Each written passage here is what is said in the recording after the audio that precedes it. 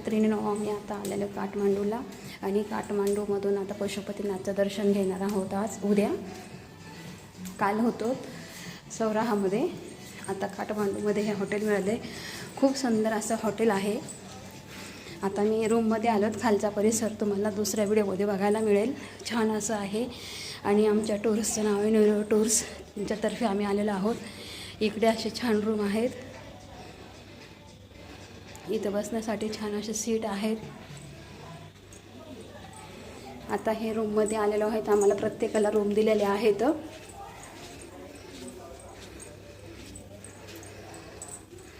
आणि रूममध्ये पण सुंदर असे आहे आणि इथला परिसर एवढा छान आहे. आणि टॉप मेन म्हणजे विशेष टॉप हिलला हॉटेल आहे हे. आणि हे रूममध्ये आता एंट्री केलेली आहे आम्ही. अशा प्रकारे हे रूम आहे, मस्त सुंदर असं.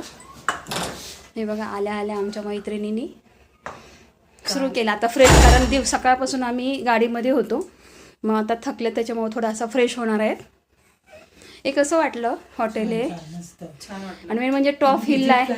इथे येऊन नेपाळला विजिट द्या आणि ह्या हॉटेलला हे करा. मी नाव सांगेल तुम्हाला दुसऱ्या व्हिडिओमध्ये हॉटेलचं. काठमांडूमध्ये आहे. निसर्गाचं खरंच छान आहे. इथलं वातावरण एवढं सुंदर आहे ना आज. इथे ना पाऊस आणि हवा आणि थंडी हे सर्व अनुभवायला मिळालं आल्याबरोबर. आपल्या मुंबई हो का, हे टॉयलेट वगैरे आहे असं छान. आपल्या मुंबईमध्ये मार्च महिन्यात आता गरमी सुरू झालेली आहे. आज 22 मार्च आहे, पण इथे इतकी थंडी आणि इतका पाऊस आहे.